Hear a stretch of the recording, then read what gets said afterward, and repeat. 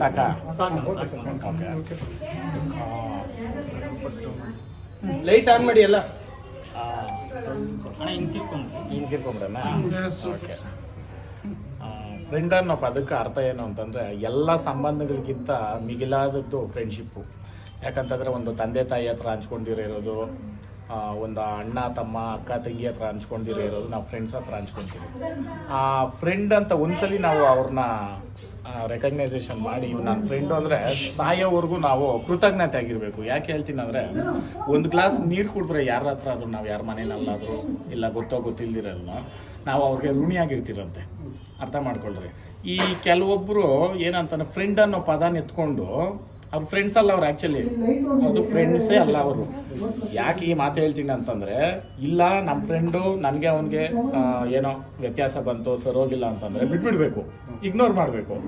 ಚೆನ್ನಾಗಿದ್ದವಾಗ ಚೆನ್ನಾಗಿರುತ್ತೆ. Opposite ಇಲ್ಲಿದ್ದಾಗ friend ಇದೇ ಅಲ್ಲೋದ್ಮೇಲೆ against ಹೆಂಗಾಗ್ತಾನೆ, ಅರ್ಥ ಮಾಡ್ಕೊಳ್ರಿ. ಆ ಕಾರಣಕ್ಕೆ ದಯವಿಟ್ಟು ನೀವು ಯಾರಾದರೂ ಫ್ರೆಂಡ್ಶಿಪ್ ಅನ್ನೋದು ಮಾಡಿದ್ರೆ, ಹಳೆ ಕಾಲದಲ್ಲಿ ಹೇಳ್ತಾ ಇದ್ರು ಗೊತ್ತಾ, ಜಲ್ದಿ ಹಿಡಿಬೇಕಂತ, ದಯವಿಟ್ಟು ಅದು ಮಾಡಿ ಫ್ರೆಂಡ್ಶಿಪ್ ಮಾಡಿರಿ. ಅವ್ರ ಜೊತೆ ನಿಮ್ಮ ಪರ್ಸ್ನಲ್ನ ಹಂಚ್ಕೊಳ್ಳಿ. ಯಾಕೆ ಹೇಳ್ತೀನಿ ಅಂತಂದರೆ, ನಾವೇನಾದರೂ ವೀಕ್ ಆಗ್ಬೇಕಂತಂದರೆ ನಮ್ಮ ಜೊತೆ ಇರೋರಿಂದನೇ. ಇವತ್ತೂ ಹೊರತೂರು ಸಂತೋಷ ಯಾಕೆ ಒಂದು ಇಂಚ್ ಕೂಡ ಕುಗ್ಗಿಲ್ಲ ಅಂತಂದರೆ, ನಾನು ಇವತ್ತು ಅಷ್ಟೇ, ನಾನು ಸಾಯೋವರೆಗೂ ಅಷ್ಟೇ, ನಾನು ಎಲ್ಲರೂ ಒಂದೇ ಥರನೇ ನೋಡೋದು, ಒಂದೇ ಥರನೇ ಮಾತಾಡೋದು. ನನ್ನ ಮಾತು ಸ್ವಲ್ಪ ನೇರವಾಗಿರ್ತೈತೆ, ಕೆಲವೊಬ್ರು ಕಠೋರ ಅನಿಸ್ತೈತೆ. ಉಪ್ಪು ಕೆಡಲ್ಲ, ಸಿಹಿ ಟೇಸ್ಟು ಕೊಡುತ್ತೆ, ಇಲ್ದಿರ ಇರೋ ಕಾಯಿಲೆನೂ ತಂದು ಕೊಡುತ್ತೆ. ಆ ಕಾರಣಕ್ಕೆ ಸಿಹಿಯಾಗಿ ಮಾತಾಡ್ತಾರಲ್ಲ, ಅದು ಯಾವತ್ತು ಡೇಂಜರು. ಉಪ್ಪು ಕೆಡಲ್ಲ, ಎಣದ್ಕಾಕ್ ಮುಚ್ಚೋದನ್ನು ಏನಕ್ಕೆ ಅಂತಂದರೆ ಬೇಗ ಕೆಡ್ದಿರ ಇರಲಿ ಅಂತ ಅಂದ್ಬಿಟ್ಟು. ಆ ಕಾರಣಕ್ಕೆ ಉಪ್ಪು ಇಲ್ದಿರ ಹೋದ್ರೆ ಅಡುಗೆನೇ ಅಲ್ಲ. ಎಂಥ ಅಡುಗೆನಾದರೂ ಮಾಡಿರಿ, ಉಪ್ಪು ಇಲ್ದಿರ ಇರೋ ಅಡುಗೆನೇ ಅಲ್ಲ. ಆ ಕಾರಣಕ್ಕೆ ಬದುಕಿದ್ರೆ ಉಪ್ಪು ಬದುಕೋಣ.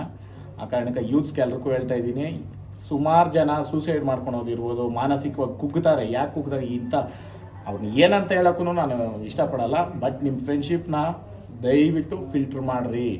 ಇಂಗ್ಲೀಷಲ್ಲಿ ಅರ್ಥ ಮಾಡ್ಕೊಂಡವ್ರಿಗೆ ಫಿಲ್ಟರ್ ಅಂತ ಹೇಳ್ತೀನಿ, ಕನ್ನಡದಲ್ಲಿ ಅರ್ಥ ಮಾಡ್ಕೊಂಡವ್ರಿಗೆ ಜಲ್ದಿ ಹಿಡೀರಿ ಅಂತ ಹೇಳ್ತೀನಿ. ಯಾಕೆ ಈ ಮಾತು ಹೇಳ್ತೀನಿ ಅಂದರೆ, ಒಂದು ಸಲ ಅಲ್ಲ 10 ಸಲ ಯೋಚನೆ ಮಾಡಿರಿ, ನಾನು ಇವನ ಜೊತೆ ಈಕೆ ಜೊತೆ ನಾನು ಈ ಮಾತು ಇದು ಮಾಡ್ತಾ ಇದ್ದೀನಿ, ಇದು ಸರಿನಾ ತಪ್ಪು ಅಂತ. ಯಾಕಂತಂದ್ರೆ ನಮ್ಗಂತ ನಂಬ್ಕೊಂಡಿರೋ ಫ್ಯಾಮಿಲಿಗಳಿರ್ತೈತೆ, ನಮಗಂತ ಒಂದು ಭವಿಷ್ಯ ಇರ್ತೈತೆ. ಆ ಕಾರಣಕ್ಕೆ ದಯವಿಟ್ಟು ಫ್ರೆಂಡ್ಸ್ ಫಾರ್ ಬೆನಿಫಿಟ್ಸ್ ಅಲ್ಲ, ಫ್ರೆಂಡ್ಸ್ ಫಾರ್ ಎವರ್ ಅಂತ ಇಟ್ಕೊಬೇಕು.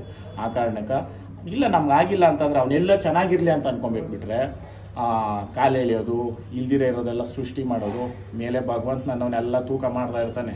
ಒಂದು ದಿನ ಕೊಟ್ಟನಂದರೆ ಅದು ತಡ್ಕೊಳಕ್ಕಾಗಲ್ಲ. ಆ ಕಾರಣಕ್ಕೆ ದಯವಿಟ್ಟು ಯೂತ್ಸ್ಗೆ ನಾನು ಮನಸಾರ ನಾನು ಹೇಳ್ತಾ ಇದ್ದೀನಿ, ದಯವಿಟ್ಟು ನೀವು ಮಾಡೋ ಫ್ರೆಂಡ್ಶಿಪ್ಪನ್ನು ಹೆಸರಿಟ್ಕೊಂಡು ಬರೋರು ನಿನ್ನ ಮೇಲೆ ಹೇಳಿದ್ದಾರೆ ಅಂದರೆ ಇಮ್ಮಿಡಿಯೇಟ್ ಅವ್ನು ಡಿಲೀಟ್ ಮಾಡು, ಇಮ್ಮಿಡಿಯೇಟ್ ಅವ್ನ ಕಾಂಟ್ಯಾಕ್ಟ್ ಡಿಲೀಟ್ ಮಾಡು. ನೀನು ಲೈಫ್ ಹಿಸ್ಟ್ರಿ ಬುಕ್ಕಲ್ಲಿ ಆ ಪೇಜ್ನ ಟೇರ್ ಮಾಡಿ ಸಿಗಳಿ ಬಿಸಾಕು. ಯಾಕಂದರೆ ಇದೊಂದು ಬುಕ್ಕು, ನಮ್ಮ ಜೀವನ. ಅದು ಲಾಸ್ಟ್ ಪುಟ ಎಂಡಿಂಗ್ ಹೆಂಗಿರ್ಬೇಕಂತಂದರೆ, ಅದು ಆ ಬುಕ್ನೇ ಎತ್ತಿ ಯಾರಾದರೂ ಓದಿದ್ರೆ ಅಂತಂದರೆ, ನಮ್ಮ ಜೀವನ ಯಾರಾದರೂ ನೋಡಿದ್ರೆ ಅಪ್ಪ ಬದುಕಿದ್ರೆ ಹಿಂಗೆ ಬದುಕಬೇಕಪ್ಪ ಅಂತಿರಬೇಕು. ಆ ಕಾರಣಕ್ಕೆ ನಮ್ಮ ಬುಕ್ನ ಬರೆಯೋದು ನಾವೇ ಆಗಿರಬೇಕು. ಇನ್ನೊಬ್ಬನ ಕೈಗೆ ಪೆನ್ ಕೊಡಬೇಡ್ರಿ. ನಿಮ್ಮ ಖಾಲಿ ಪೇಜಲ್ಲಿ ಬಂದು ಅವನ ಕಲರ್ ಹಾಕೋದು ಬೇಡ. ರೆಡ್ಡು ಬ್ಲ್ಯಾಕು ಬ್ಲೂ ಹಾಕ್ಬಿಟ್ಟು ಹೋಗ್ಬಿಡ್ತಾನೆ. ನಿಮ್ಗೆ ಯಾವತ್ತೂ ರೆಡ್ ಮಾರ್ಕ್ ಇರುತ್ತೆ.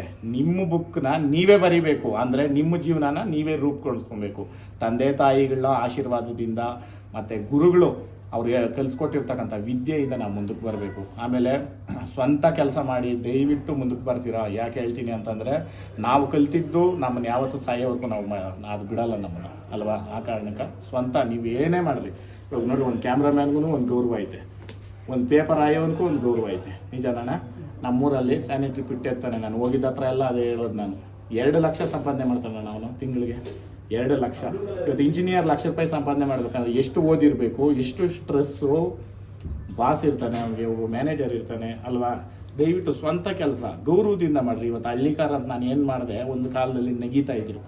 ಈ ಕಾಲದಲ್ಲಿ ಹೋಗಿ ಇವ್ನು ಯಾರು ನೀವು ಚೆನ್ನಾಗಿ ತಿಂದು ಕುಡಿದು ಮಜಾ ಮಾಡೋ ಕಾಲದಲ್ಲಿ ಅಂದರು. ಮಜಾ ಮಾಡಿದರೆ ಇಲ್ಲಿ ತಂದು ನಾನು ಯಾರಿಗೂ ಕುಂದಿಸ್ತಾ ಇರಲಿಲ್ಲ, ಅಲ್ವಾ? ಆ ಕಾರಣಕ್ಕೆ ನಾವು ಮಾಡೋ ಕೆಲಸದಲ್ಲಿ ಪ್ರೀತಿ ಇರಬೇಕು, ಪ್ಯಾಷನ್ ಇರಬೇಕು, ಲವ್ ಮಾಡಬೇಕು. ನಾವು ನಮ್ಮ ಕೆಲಸನ ಅದು ಯಾವತ್ತಿದ್ರೂ ನಮ್ಮನ್ನು ಎಲ್ಲೋ ಒಂದು ಜಾಗಕ್ಕೆ ಕರ್ಕೊಂಡೋಗುತ್ತೆ ಉನ್ನತವಾಗಿ. ಆಮೇಲೆ ಇನ್ನೂ ಕೆಲವರು ಇದ್ದಾರೆ, ನೀನು ಹಂಗೆ ಮಾಡ್ತೀನಿ ಹಿಂಗೆ ಮಾಡ್ತೀನಿ, ಯಾರು ಏನೂ ಮಾಡೋಕ್ಕಾಗಲ್ಲ. ಭಗವಂತನ ಕೆಡಿಸ್ಬೇಕು, ನಾವು ಕೆಡಬೇಕು. ನಮ್ಮ ಸ್ವಂತ ಬುದ್ಧಿ ಸ್ವಲ್ಪ ಇರಬೇಕು. ಯಾಕಂತಂದರೆ ಸ್ವಲ್ಪ ಹಂಗೆ ಹಿಂಗೆ ಆಗೋದು ಯಾವಾಗ ಅಂತಂದರೆ, ನಾವು ಇನ್ನೊಬ್ರು ಹೇಳಿಕೆ ಮಾತು. ಆಮೇಲೆ ಇನ್ನೊಂದು ಹೇಳ್ತೀನಿ, ಹೇಳಿಕೆ ಕೇಳಿಕೆ ಮಾತು ಕೇಳೋದು ಯಾರು ಗೊತ್ತಾ, ಈ ಮನೆ ಹತ್ರ ಹೆಂಗಸ್ರು ಇರ್ತಾರೆ, ಅವ್ರ ಕೆಲವೊಬ್ರಿಗೆ ಅದೇ ಕೆಲಸ ಗೊತ್ತೇನೆ ಹೌದೇನೆ ಅಂತ. ಇವಾಗ ಕೆಲವರೆಲ್ಲನೂ ಇವ್ರು ಗಂಡಸರೋ ಏನೋ ನನಗೆ ಗೊತ್ತಿಲ್ಲ, ಅವ್ರು ಮಾಡ್ತಾವ್ರು ಈ ಕೆಲಸನ. ಅವ್ರು ಏನಾಗಿರ್ತಾರೋ ನನಗಂತೂ ಗೊತ್ತಿಲ್ಲ. ಮೋಸ್ಟ್ಲಿ ಎಲ್ಲಾದ್ರೂ ಮಿಸ್ಟೇಕ್ ಆಗಿರ್ತೈತೆ. ಯಾಕಂತಂದರೆ ಹೇಳಿಕೆ ಕೇಳಿಕೆ ಮಾತು ಕೇಳೋರು ಯಾರು ಹೇಳ್ರಿ? ಅಥವಾ ಮನೆ ಮುರುಕರು ಮಾಡೋದು ಆ ಥರ ಅಲ್ವಾ? ಆ ಕಾರಣಕ್ಕೆ ಯಾವತ್ತೇ ಸ್ವಂತ ಬುದ್ಧಿ ಇರಬೇಕು, ಇಲ್ಲ ಡೈರೆಕ್ಟಾಗಿ ನೋಡಿರಬೇಕು, ಕೇಳಿರಬೇಕು. ಒಂದು ಆಡೆ ಐತಲ್ಲ, ನೋಡಿದ್ದು ಸುಳ್ಳಾಗಬಹುದು, ಕೇಳಿದ್ದು ಸುಳ್ಳಾಗಬಹುದು, ನಿಜವನ್ನು ತಿಳಿದಾಗ ನಿಜವೂ ಅರಿವುದು ಅಂತ. ಅದು ಅರಿವು ಆದ್ಮೇಲೆ ಅದೇನು ಹೇಳ್ತಾರಲ್ಲ,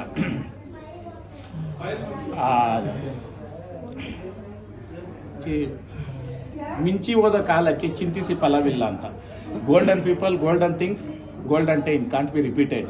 ಈ ಮೂರೂ ಒಂದು ಸಮಯದಲ್ಲಿ ಬಂದು ಬಾಗಿಲು ತರ್ತವೆ. ಅದು ತಟ್ಟಿದವಾಗ ನಾವು ಯಾವತ್ತೂ ಬಾಗಿಲು ಓಪನ್ ಮಾಡಿ ಎಚ್ಚರವಾಗೇ ಇರಬೇಕು. ನಾವು ಆ ಟೈಮಲ್ಲಿ ಮಲಗಿಬಿಟ್ಟು ನಮ್ಗೆ ಬೇಕಾದವ್ರು ನಾವು ಬಿಟ್ಬಿಟ್ರೆ ಅದು ತಿರ್ಗಾದು ಬರಲ್ಲ ಲೈಫಲ್ಲಿ.